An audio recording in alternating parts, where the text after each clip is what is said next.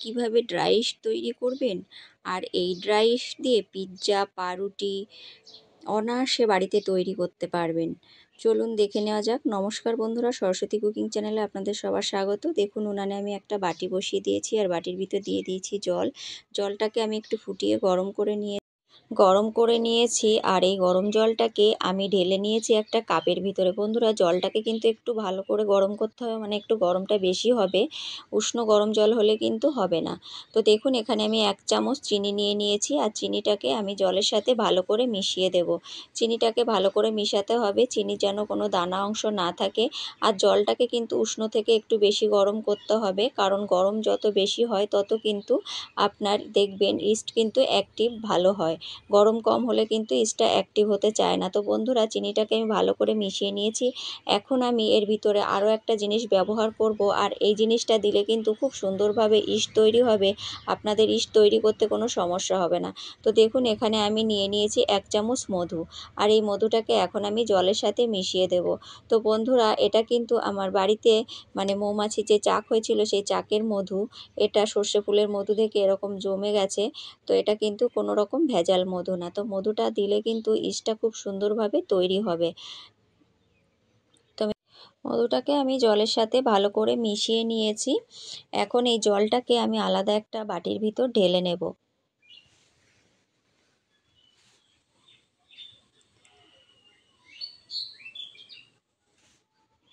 তো বন্ধুরা, আমি যেভাবে ইস্ট তৈরি করছি আপনারা যদি এই প্রসেসে ইস্ট তৈরি করেন তাহলে কিন্তু খুব সুন্দরভাবে ইস্ট তৈরি হবে। এখন আমি এই জলের ভিতর দিয়ে দেব 1 চামচ ময়দা।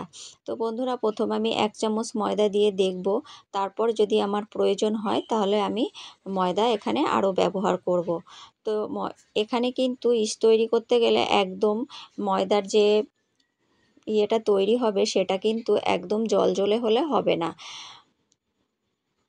তো দেখুন আমি 1 চামচ ময়দা মিশিয়ে নিয়েছি, আর ময়দাটাকে কিন্তু ভালো করে মেশাতে হবে যেন কোনো দলা অংশ না থাকে।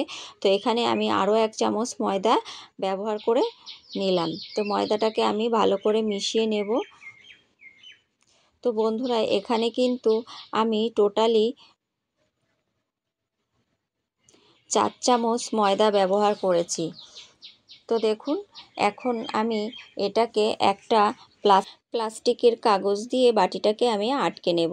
তো বন্ধুরা, আপনারা চাইলে কিন্তু এখানে প্লেট দিয়ে ঢেকেও রাখতে পারেন। তো আমি এখন এই গার্ডারটা দিয়ে প্লাস্টিকটাকে আটকে দেব, আর এর ভিতরে যেন গরম বাতাসটা জলীয় বাষ্প হয়ে ময়দাটার ভিতর না পড়ে, তার জন্য এখন আমি এটাকে একটা কাঠি দিয়ে 3-4টে ছিদ্র করে দেব।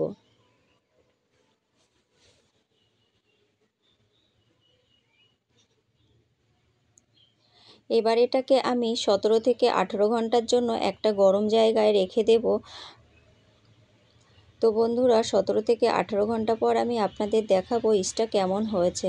তো দেখুন এই যে 18 ঘন্টা পর আমি বাটিটাকে নিয়ে এসেছি। তো উপর থেকে দেখেই কিন্তু বোঝা যাচ্ছে যে ইস্টটা কেমন তৈরি হয়েছে।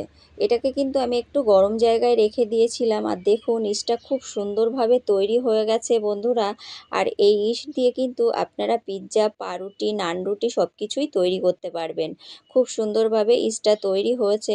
তো বন্ধুরা, আমি যেভাবে ইস্টটা তৈরি করেছি আপনারা যদি এইভাবে ইস্টটা তৈরি করেন অনায়াসে সব কিছু তৈরি করতে পারবেন। আর ভিডিও যদি ভালো লাগে তাহলে লাইক, কমেন্ট, শেয়ার করবেন, আর প্লিজ চ্যানেলটিকে সাবস্ক্রাইব করে আমার পাশে থাকবেন। ভালো থাকবেন, সুস্থ থাকবেন, ধন্যবাদ।